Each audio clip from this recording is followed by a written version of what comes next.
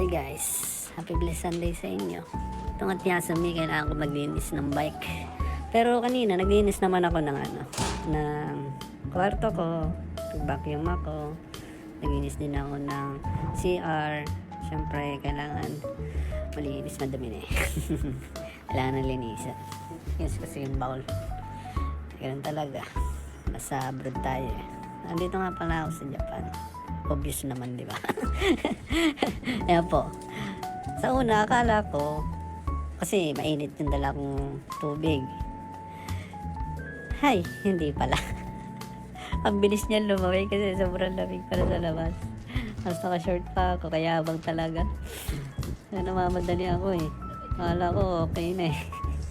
Ay, warang tanga. Yan ang kuskus ng kamay. Lamig pala. Pero okay lang, at least kahit pa paano nalinisan siya. Mas ang sakit sa kamay, tas basa pa. May hangin pa, kaya galaw-galaw yung cam ko. Yung cellphone kasi may hangin na konti. Pero kaya. Pinipilit ko kasi.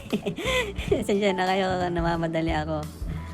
Hindi ko na nalinis lahat, hindi ko na nga nabanlawan na masyado kasi ayoko na bumalik. Naninigas na yung kamay ko.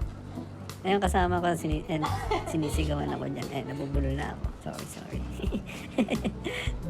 Pati ba naman yung boses ko, malamig na. Ay, nako.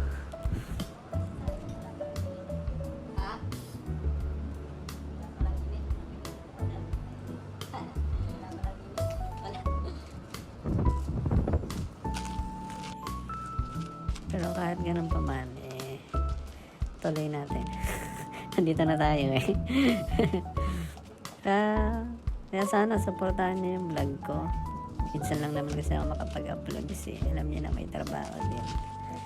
Hindi naman pwede mag-vlog din sa ginagawa kasi bawal. Pero hayaan natin, subukan natin. Kasi sinabihan kami dati na bawal magdala kasi baka babasagin ng amo namin pag nakita. Kaya yun, sinisikret na lang minsan yung phone.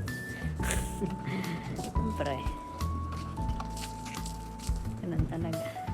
Kailangan natin sumunod. Wala tayo sa Pinas. Yan. Yan po si si Ben. Ang pangalan po ng aking e-bike. E-bike po yan. Kaya, yan ang pinangalan ko sa kanya. Noon ang bili ko. 2 years na rin siya. 23 na yata. Itong April. Ayan na po. Finished product na. Guwapo, no? Kusina ko.